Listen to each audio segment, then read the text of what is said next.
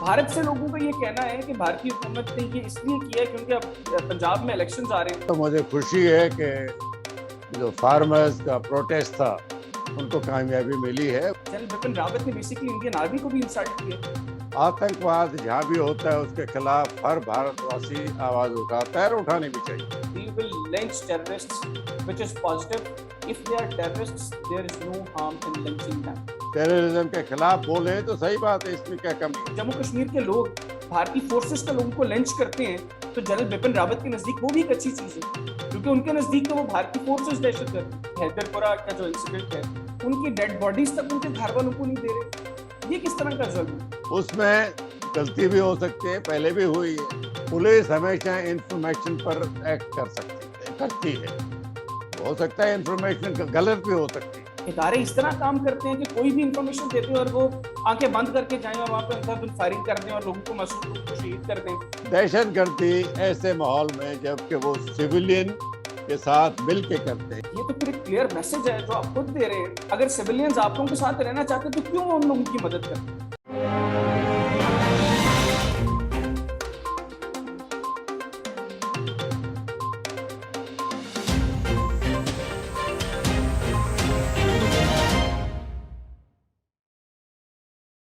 बिस्मिल्लाहिर्रहमानिर्रहीम, अस्सलाम वालेकुम व्यूअर्स। आप देखिए ग्लोबल टाइम्स पाकिस्तान में हूं हैदर हयात खान।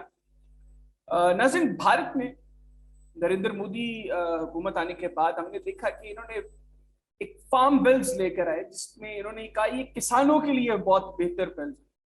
लेकिन जैसे ये बिल्स पास हुए फौरी तौर पर किसान बाहर निकले सड़कों पर, बड़े पैमाने पर एहतजाज किया और फाइनली अब नरेंद्र मोदी ने माफी मांगी और अब ये वादा किया है कि रवा महीने के आखिर तक वो बिल्स वापस ले लिए जाएंगे। सो फार किसानों ने तो अभी अपना एहतजाज खत्म करने का ऐलान नहीं किया। उन्होंने कहा कि हमारा एहतजाज तब तक जारी रहेगा जब तक ये बिल्स वापस नहीं ले लिए जाते। आज के प्रोग्राम में इसको डिस्कस करेंगे। इसके अलावा हम देख रहे हैं कि मकबूजा कश्मीर में हालात दिन ब दिन बिगड़ते जा रहे हैं। तो अब भारत की क्या स्ट्रेटेजी है इस हवाले से, इसको डिस्कस करेंगे। और इसके लिए मुझे खुसूसी तौर पर वीडियो लिंक पर दिल्ली से ज्वाइन किया, भारत से ज्वाइन किया है लेफ्टिनेंट जनरल रिटायर्ड राज कादियान साहब ने। फॉर्मर डेप्यूटी आर्मी चीफ हैं इंडिया के। जनरल साहब, बहुत शुक्रिया आपके वक्त का। कैसे हैं आप? खैरियत से हैं? Thank you. जनरल साहब, सबसे पहले तो ये फार्म बिल्स के हवाले से बात कर लें। हमने देखा कि पहले दिन से बहुत सी ऑपोजिशन पार्टीज और पहले दिन से भारत के बहुत बड़ी तादाद में किसान यही मुतालिबा कर रहे थे। तो एक साल क्यों लग गया आपके नजदीक भारतीय हुकूमत को ये समझने में? देखिए, पहली बात तो मुझे खुशी है कि जो फार्मर्स का प्रोटेस्ट था उनको कामयाबी मिली है। वो फार्म लॉज को अपने हक में नहीं समझते थे और वो प्रोटेस्ट कर रहे थे। दूसरा, ये भारत की वाइब्रेंट डेमोक्रेसी का एक निशान है कि एक वो सरकार जिनके पास मेजॉरिटी है वो भी पब्लिक डिमांड के आगे अपना रवैया बदल सकते हैं। ये पहला मौका नहीं जबकि नरेंद्र मोदी सरकार ने ऐसा किया हो। 2015 में भी उन्होंने लैंड एक्विजिशन के बारे में ऐसे ही जो कानून पास किया था उसको वापस लिया था। तो ये तो एक पॉजिटिव साइन है डेमोक्रेसी का। वरना तो उनके पास पूरी मेजॉरिटी है, कोई मजबूरी नहीं थी। लेकिन ये वो डेमोक्रेटिक लीडर है, पार्टी डेमोक्रेटिक है, तो उन्होंने जो डिमांड थी, जो एक बड़े अमन के तरीके से वो प्रोजेक्ट कर रहे थे पिछले एक साल से, उनको मान लिया है। तो अच्छी बात है डेमोक्रेसी के लिए। जनरल साहब, वैसे आप समझते हैं, वाकईतन आप समझते हैं कि ये जमहूरियत के तहत ही ये सब कुछ हुआ है? क्योंकि पुरअमन तरीके से तो हमने देखा कि ये नहीं हुआ। कितने किसान जो है उनका कत्ल किया गया भारतीय फोर्सेस की जानिब से। और दूसरा ये कि जो इंडिया से आवाजें आ रही हैं वो आपकी इस बात से बिल्कुल बरक्स हैं। भारत से लोगों का ये कहना है कि भारतीय हुकूमत ने ये इसलिए किया है क्योंकि अब पंजाब में इलेक्शंस आ रहे हैं और बहुत बड़ी तादाद जो है वो पंजाब में किसानों की है। और अगर इन बिल्स के पास होते हुए बीजेपी इलेक्शंस में जाती तो बुरी तरह शिकस्त का सामना करना पड़ता। तो बेसिकली ये एक पॉलिटिकल कदम है जो नरेंद्र मोदी ने उठाया। जो आप बात कर रहे हैं भारत से, तो इससे बरक्स बातें सामने आ रही।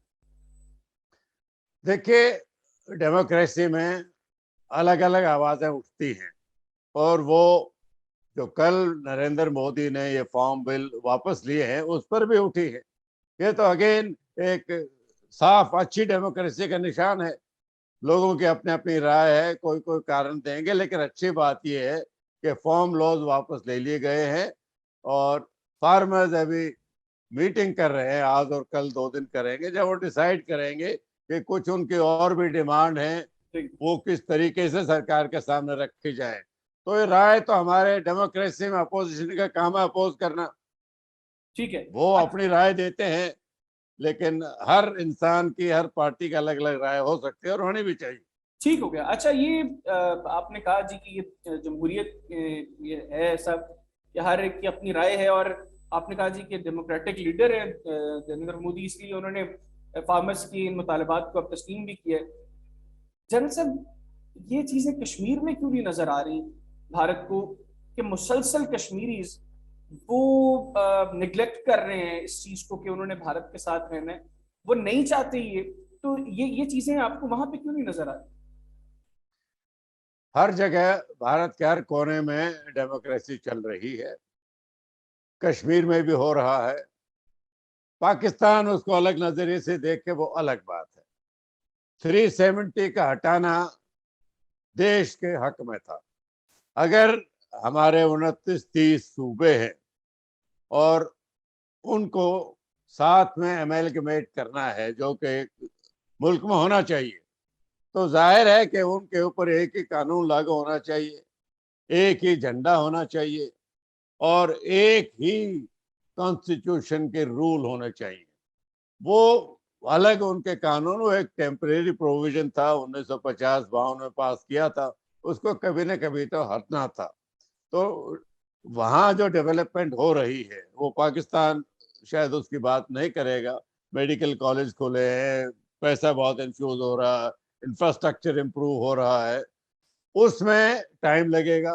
उसके जो डेवलपमेंट तो एक स्लो प्रोसेस है, उसके नतायज सामने आने में टाइम लगेगा। लोग भी शायद पूरे तरीके से नहीं समझ पा रहे, लेकिन जो उसके नेगेटिव है, जो फायरिंग वायरिंग होती है, वो पाकिस्तान उसको उकसाता रहता है। जनरल साहब, जो जो कश्मीर के अंदर जो कुछ हो रहा है, जो भारतीय फौज फायरिंग कर रही है, जो भारतीय फौज मासूम और निहत्थे कश्मीरियों को शहीद कर रही है, वो पाकिस्तान के निशाने पर कर रही है। फौज नहीं है, ये पुलिस फोर्सेस है, उनका काम है लॉ एंड ऑर्डर मेंटेन करना। अगर किसी मासूम सिविलियन को मारा जाता है तो मारने वाले के खिलाफ पुलिस का काम है एक्शन लेना। उसमें गलती भी हो सकती है, पहले भी हुई है, अभी भी हो सकती है। जहाँ गलती पाई जाती है उसकी तहकीकात होती है, तो गलती करने वालों के खिलाफ एक्शन भी होता है। लेकिन ये फौज नहीं है, फौज वहाँ है वो पाकिस्तान की वजह से। हम एलओसी को गार्ड करने के लिए हैं, इंटरनल सिचुएशन पुलिस फोर्सेस करती है। तो जो पुलिस जो कुछ कर रही है, अभी हैदरपुरा का जो इंसिडेंट है वो आपके सामने है। तो ये क्या क्या करना क्या चाह रही है जम्मू कश्मीर के अंदर भारतीय पुलिस? और दूसरा ये कि एक तो पहले आपने हत्या कश्मीरियों को शहीद कर दिया, उसके बाद अब आप उनकी तदफीन के अमल को भी आप जो है वो मुतासर कर रहे हैं, उनकी डेड बॉडीज तक उनके घर वालों को नहीं दे रहे। ये किस तरह का जुल्म है? देखिए, हैदरपुरा में जो हुआ है, पुलिस हमेशा इंफॉर्मेशन पर एक्ट करती है। हो सकता है इंफॉर्मेशन गलत भी हो सकती है, लेकिन उन्होंने जो काम किया उसमें नीयत बिल्कुल साफ थी। उन्हें जो इंटेलिजेंस थी वो कि ये यहाँ पर टेररिस्ट है और उनको एलिमिनेट करने के लिए वो गए थे। अब कोई मासूम मरा है या वो टेररिस्ट थे, वो तो तहकीकात के बाद ही पता चलेगा। सब तो आपको नहीं लगता कि ये ये स्टेटमेंट आप भारत के किसी दीगर सूबे के हवाले से नहीं दे सकते थे? जितना क्लियरली आपने कह दिया कि उनकी नीयत ठीक थी। अब जो शहीद होने वाले हैं वो मासूम हैं या वो कसूरवार थे, ये इन्वेस्टिगेशंस बताएंगी। मतलब इदारे इस तरह काम करते हैं कि कोई भी इंफॉर्मेशन देते हैं और वो आंखें बंद करके जाएं और वहां पे अंधाधुंध फायरिंग कर दें और लोगों को, मासूम लोगों को शहीद कर दें, और बाद में कहें जी कि इन्वेस्टिगेशंस पे देखते हैं। इन्वेस्टिगेशंस भी तो आप लोगों ने ही करनी है, वो कौन सा कोई इंडिपेंडेंट बाहर से अथॉरिटी आके इन्वेस्टिगेशंस करेगी?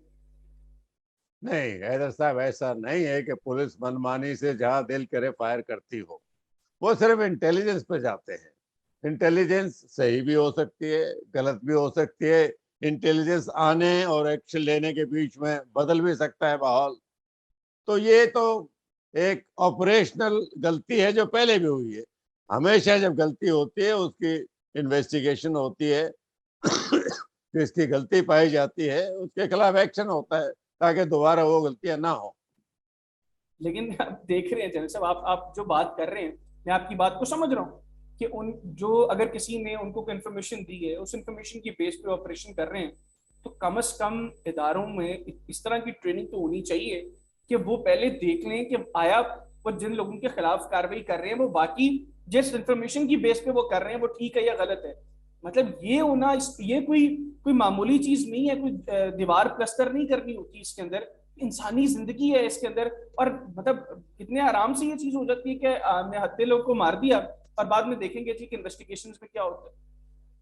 नहीं, पुलिस के उन लोगों से कोई पर्सनल दुश्मनी नहीं थी और ना होती है। वो तो इतने सारे पुलिस वाले हैं, इतनी पब्लिक इतनी बड़ी है, 80 लाख की आबादी है कश्मीर में।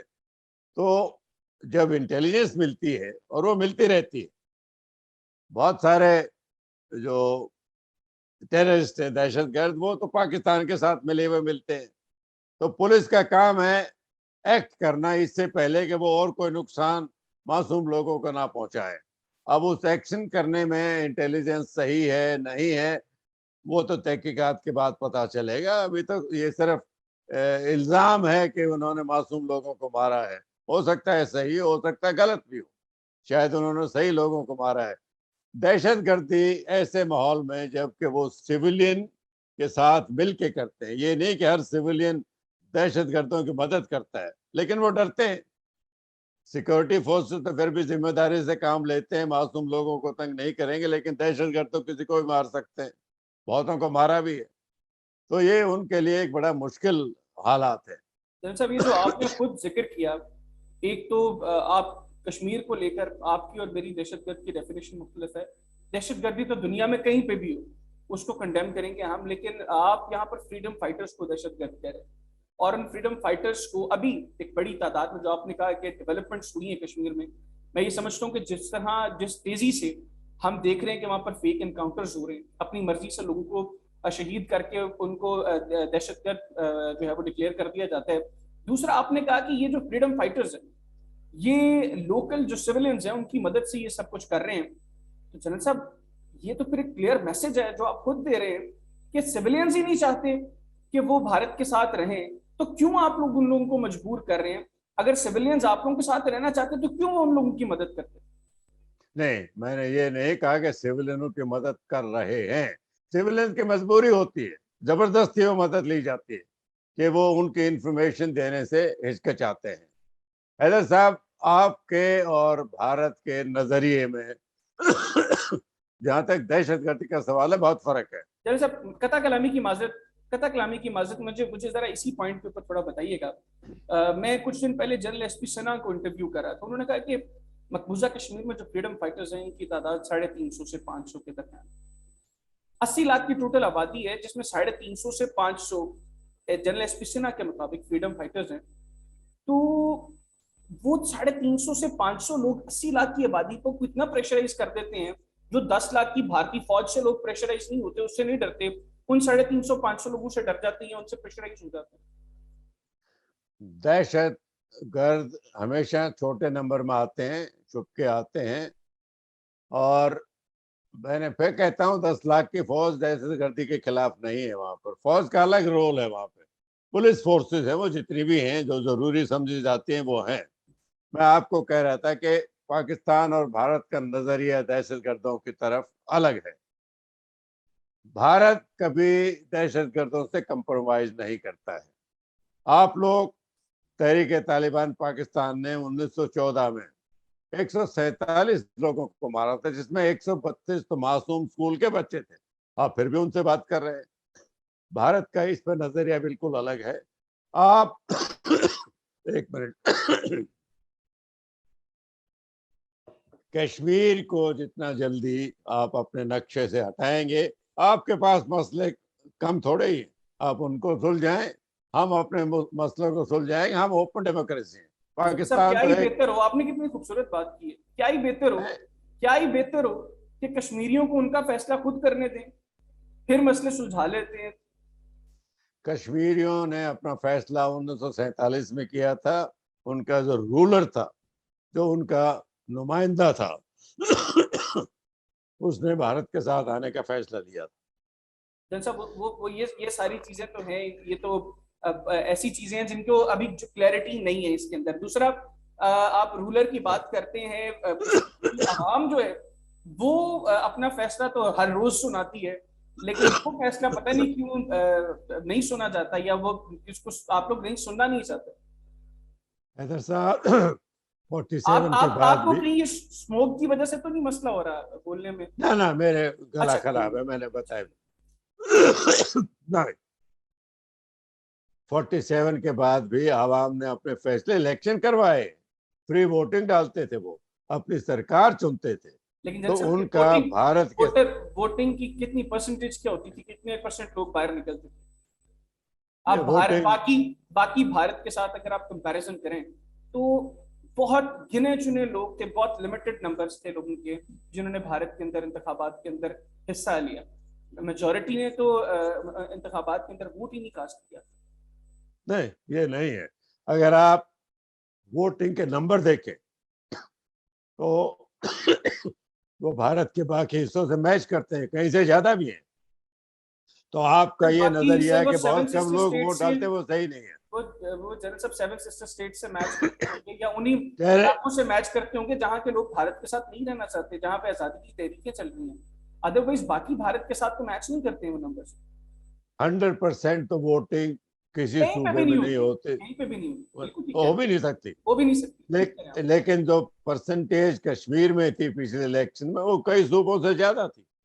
तो लोग अपनी राय अच्छा इलेक्शन के चलो सब जरिए ठीक जो है। जब, अच्छा, मुझे मुझे मुझे जरा ये बताइए, आपने मेरे एक प्रोग्राम में कहा कि हम बलूचिस्तान की जो कुछ यहाँ पर तो 350-400, यहाँ पर इतने भी तादाद नहीं है, बहुत थोड़ी तादाद है, गिने चुने लोग हैं, मेजोरिटी बैठी बाहर हुए हैं जो बलूचिस्तान के अंदर भारत नवाज लोग हैं, और आज़ादी की तो थोड़ी सी बात करते हैं, पता नहीं कौन सी आज़ादी चाहिए उनको। लेकिन आपने बात की कि भारत उनको मॉरली सपोर्ट करता है, आपने उनको बलूच दहशतगर्द नहीं कहा। मुझे ये बताइएगा जनरल सर, आपके नजदीक बलूचिस्तान में आजादी मांगने वाला वो फ्रीडम फाइटर है, कश्मीर में आजादी मांगने वाला दहशतगर्द? नहीं, वो मैंने आपके इस तर्क के जवाब में कहा था कि आप कश्मीर में लोगों को अपना हक देने के लिए इतने कीन हो, तो भाई आप अपने इंटरनल तरफ पहले देखो। वहां भी लोग आजादी मांग रहे हैं, हमने वहां कोई दखल नहीं दिया, हमारी मॉरल सपोर्ट है। लेकिन हम देखें ना तो जनरल साहब, वहां डेमोक्रेसी पर है। जो आजादी की बात कर रहे हैं, जो चंद लोग हैं जो भटके हुए हैं, हम तो उनसे बात कर रहे हैं। हम लोग तो इस तरह ऑपरेशन नहीं कर रहे हैं इन्फॉर्मेशन बेस्ड के, जाकर उड़ा दें उनको, या और कह दें कि ठीक है जी ये कार्रवाई और इतने दहशतगर्द मामले के बाद में इन्वेस्टिगेशन होती रहे।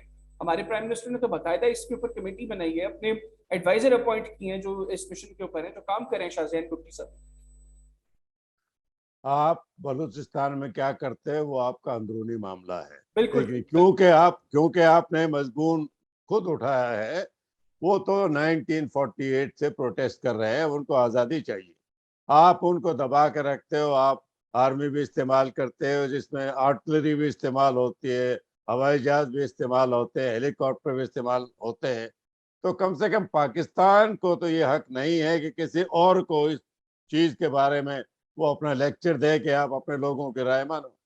जनरल साहब, बलूचिस्तान के अंदर सिर्फ वहां पर इन चीज़ों का इस्तेमाल होता है जहां से कुलभूषण यादव पकड़ा जाता है, या कुलभूषण यादव जो नेटवर्क जो है वो इस्टेब्लिश करने की कोशिश करता है, उन लोगों के खिलाफ सिर्फ कार्रवाई होती है। अदरवाइज बाकी बलूचिस्तान में बहुत अमन है। मैं किसी दिन आपकी किसी बलूच लीडर के साथ भी इंशाल्लाह हम किसी दिन प्रोग्राम करेंगे। अच्छा, दूर थोड़ी सी एक हम बात कर लें, जनरल साहब हम देख रहे हैं कि भारतीय मीडिया वो जनरल बिपिन रावत से बहुत डरा हुआ है, और अभी रिसेंटली जनरल बिपिन रावत ने जो कंटेम्प्ट ऑफ कोर्ट की है उसके ऊपर कोई बात नहीं हो रही, इन्होंने लिंचिंग को सपोर्ट किया है। तो आप समझते हैं कि इस तरह की स्टेटमेंट देख के लिंचिंग को सपोर्ट करने वाली जनरल बिपिन रावत ने बेसिकली इंडियन आर्मी को भी इंसल्ट किया? नहीं, आप बिपिन रावत के किस बयान के बारे में बात कर जनरल रहे बिपिन रावत ने ये जो अभी लिंचिंग, मैं आपकी ये स्टेटमेंट कुछ कोट कर देता हूँ कि Jammu Kashmir locals are saying that they will lynch terrorists, which is positive. If they are terrorists, there is no harm in lynching them.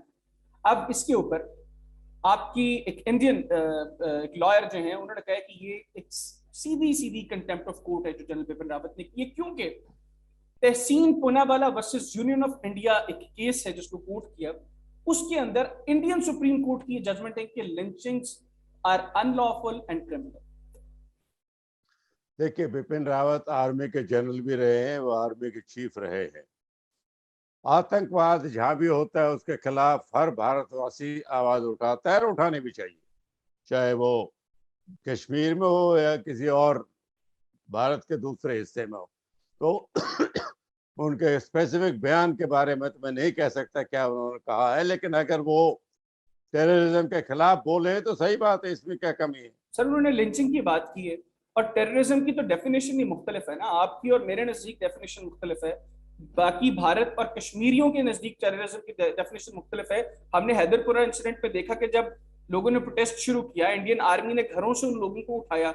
अगर वो वीडियोस आपने नहीं देखी, मैं आपको शेयर करता हूँ आपके साथ, आप देखिएगा उनमें लोकल कश्मीरीज इंडियन ये पुलिस को, जम्मू कश्मीर पुलिस को दहशतगर्द कह रही है। तो इसका मतलब है कि अगर इंडियन जम्मू कश्मीर के लोग भारतीय फोर्सेस के लोगों को लंच करते हैं तो जनरल बिपिन रावत के नजदीक वो भी एक अच्छी चीज है, क्योंकि उनके नजदीक तो वो भारतीय फोर्सेस दहशतगर्द है। मैं फिर कहता हूँ, मैंने उनका बयान नहीं सुना है इस मामले में। हैदरपुरा तो फिर ये 4 दिन पहले की एक ये हादसा मैंने है। एक एग्जांपल दिया ना, ऐसे तो दर्जनों वाक्य आते हैं, हर हफ्ते होते हैं। ये हैदरपुरा तो अभी रिसेंट हुआ तो मैंने इसलिए इसका जिक्र किया। नहीं, दर्जनों ऐसे नहीं होते। फर्क ये है कि आपका जो बलूचिस्तान में होता है आप उसको बताते नहीं हो। हमारी डेमोक्रेसी हर चीज जो होती है दुनिया के सामने आती है। सर हमारे आपने यहाँ पर आपने तो पाकिस्तान एक पूरा इंक्लूडिंग आजाद कश्मीर ओपन है, ओपन फॉर ऑल। जिसका दिल करता है वो आकर देखे, विजिट करे, जर्नलिस्ट को भेजें, आप आए आपको विजिट करवाते हैं। लेकिन वहां पे तो आपने अपने पार्लियामेंटेरियंस तक को जम्मू कश्मीर नहीं जाने दिया। वो लोग, उन लोगों को आप लोगों ने एयरपोर्ट से वापस भेज दिया। आप लोगों ने अपनी मर्जी के जो जर्नलिस्ट थे सिर्फ उनको आपने विजिट करवाया, वो भी कई कई महीने गुजरने के बाद। जनरल साहब हमारे यहाँ पर ऐसा नहीं होता, हालात बड़े मुख्तलिफ हैं। आप लोग जो कश्मीर में कर रहे हैं वो दुनिया में कहीं नहीं हो रहा, आपने पूरे कश्मीर को जेल बनाया हुआ है। आपने तो इमरान खान ने एक मीडिया कंट्रोल के बारे में एक्ट भी प्रपोज किया हुआ है, पता नहीं पास हुआ है या नहीं हुआ। लेकिन उसके हमारा ऐसा बावजूद कुछ, हम लोग मीडिया पे बात करते हैं, आपकी मीडिया ने तो जनरल बिपिन रावत की पर बात ही कोई नहीं की, खामोश नहीं, हो गया मीडिया आपका। हमारा मीडिया फ्री है और पार्लियामेंट की डेलीगेशन भी वहां जाती है जब हालात इजाजत देते हैं, जर्नलिस्ट भी वहां जाते हैं। ये अगर आप सब देख रहे हो, ये मीडिया से ही तो आता है। इस पर हम बंदिश भी लगा सकते हैं, अगर हमें कोई ऐसा जान के सरकार की तरफ से सर गलत जब आप काम लोगों ने करना हो तो बंदिश लगाई थी क्यों आएगा तो दुनिया उस के वक्त तो सामने। लोगों के हालात थे वो, मैं तो किसी को बददुआ भी नहीं दूंगा कि वो हालात उनके वो हों। और मुझे तो अच्छी तरह याद है कि मेरे साथ कई कश्मीरियों ने, मकबूजा कश्मीर के कई कई लोग जो बाहर काम करने के लिए गए हुए हैं, उनके मैसेजेस मेरे पास मौजूद हैं, जो जिनको पता ही नहीं था कि उनकी फैमिली के क्या हालात हैं। आप लोगों ने फोन सर्विस वहां पर बंद की रखी, इंटरनेट सर्विस बंद किए रखी, और आपने खुद कहा जी कि हालात जब नॉर्मल हुए, हालात नॉर्मल क्यों नहीं थे? क्योंकि कश्मीरियों ने नहीं एक्सेप्ट किया भारत के इस डिसीजन को, इसीलिए आज तक हालात नॉर्मल नहीं हो सकते। देखिए, आप और हम जब ऐसे लोगों से बात करते हैं, एक हमारे प्री कंसीव्ड एक ओपिनियन होती है, उसको रीइंफोर्स करने के लिए करते हैं। मैंने भी आपसे जो बात की, मेरा ख्याल है वो बड़ी मुनासिब है कि कश्मीरियों को डिसाइड करना है कि वो क्या चाहते हैं, और जो वो फैसला करें उसके ऊपर उसको आप भी एक्सेप्ट करें, उसको मैं भी एक्सेप्ट करूं। पंजाब में ड्रोन के जरिए ड्रग्स भी आ रही है, हथियार भी आ रहे हैं। ये कहाँ से आ सकते हैं? ये तो आप भी जानते होंगे ड्रोन की क्या रेंज होती है। उसका बॉर्डर पाकिस्तान से लगता है। ये पहले 80s में भी आपने कोशिश की थी, अभी दोबारा वही कोशिश जारी है। सब में मेरा ख्याल है ये वही ड्रग्स हैं, वो जो आपके नरेंद्र मोदी के दोस्त की जो पोर्ट है जिसके ऊपर जिस वक्त अशरफ गनी की हुकूमत थी अफगानिस्तान में, तो जो स्मगल होकर ड्रग्स बड़ी तादाद में आई है, अरबी पिछले दिनों को थोड़ी बहुत पकड़ी भी गई है, ये वही ड्रग्स हैं जो आप लोग खुद ही भेज देते हैं और उसका इल्जाम लगा देते हैं। और मेरे साथ तो कई लोगों ने यह बात की कि एक पंजाब के अंदर भारतीय फौज एक सोची समझी स्कीम के तहत सिखों को ड्रग्स के ऊपर लगा रही है। हैदर साहब, ये मोदी की बात नहीं है। मोदी तो बीजेपी के नेता हैं। पाकिस्तान पंजाब में कांग्रेस के चीफ मिनिस्टर रहे बहुत लंबे अरसे तक अमरिंदर, जो कि बड़े एक मैच्योर और माने हुए लीडर है। वो खुद कहते हैं कि पाकिस्तान से रोजाना ड्रग्स और हथियार आ रहे हैं। तो मोदी को आप क्यों बीच में लाते हैं? तो अमरिंदर जी ने बोला है, बहुत बार बोला है, कोई नई बात नहीं है।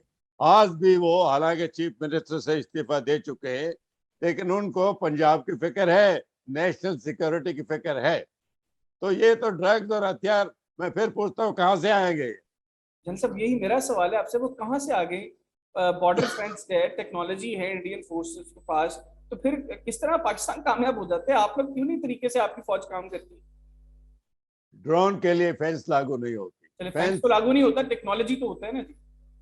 तो ड्रोन से ऊपर से आता है, फेंस से थोड़ी रुकेगा वो। मैं तो फेंस तो कह वो दिया जी, ठीक है, फेंस जो से तो ठीक ग्राउंड कह रहे हैं आप। स्मगलर है, इन्फिल्ट्रेटर है, बिल्कुल ठीक है, उनको। लेकिन टेक्नोलॉजी तो है ना कि वो ड्रोन को गिरा सकते हैं, तो वो तो किस आप तरह तो काम पे गिराते भी हैं, गिराते हैं, गिराते भी, लेकिन 100% तो नहीं गिराया जाता है। चले टेक्नोलॉजी का तो चले चक्कर ही अब है।